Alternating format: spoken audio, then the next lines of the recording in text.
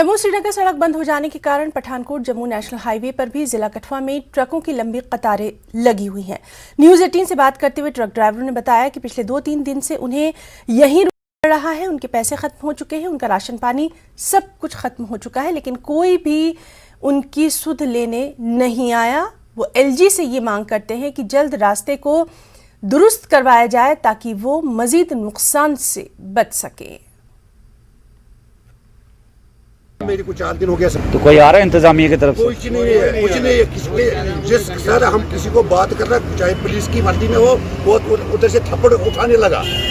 यहाँ तो हम रोड पे देख रहे हैं सर, बहुत गाड़ी जा रहा है भी। अब पता नहीं है कौन सा हुकूमत है, क्या है।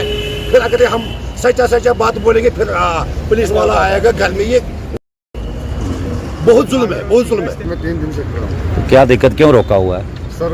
ये लोग बोल रहे हैं कि आगे लैंड स्लाइडिंग हो रही है। और कितने ट्रक फंसे हैं आपके साथ? लगभग तो मेरे ख्याल से 2-3 हज़ार ट्रक है सर। खाना पीना नहीं है, कुछ बाथरूम नहीं है, कुछ सर पानी के लिए नहाने के लिए जगह नहीं है सर। कहाँ जा रहे थे, क्या सामान? हमको सूफियान जाना, खाली गाड़ी है, वहाँ हमारा माल खरीदा हुआ पड़ा है और उसको उठाने जाना है, वो नहीं जाने दे रहे। खाली गाड़ी रजौरी होके जा रहे हैं, ये इधर हम खाली गाड़ी लेके जा रहे हैं उसको उधर से लाने के लिए, लेकिन ये फिर भी हमको नहीं जाने दे रहे हैं। सारी किस्तों की गाड़ियाँ 4-4 दिन इधर खड़े हैं सर। 4-4 दिन से उधर से वापसी आ रहे हैं।